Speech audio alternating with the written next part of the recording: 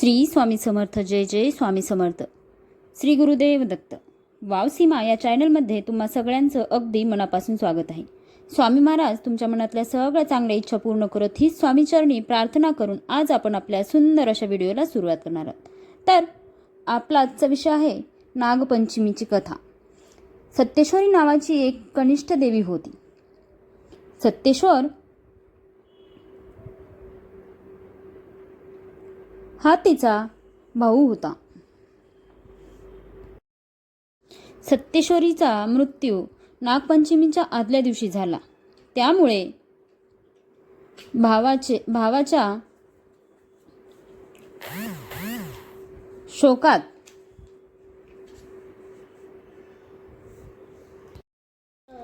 सत्येश्वरीने अन्न ग्रहण केले नाही. सत्येश्वरीला तिचा भाऊ नागपुरात दिसला.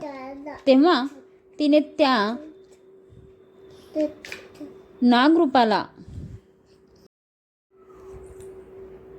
आपले भाऊ मानले.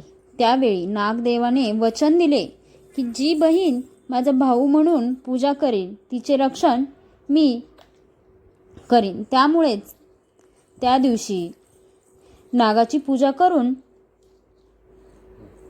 प्रत्येक स्त्री नागपंचमी साजरा करते. अशा पद्धतीने ही नागपंचमीची अगदी थोडक्यात कहाणी आहे. श्री स्वामी समर्थ. जय जय स्वामी समर्थ. श्री गुरुदेव दत्त.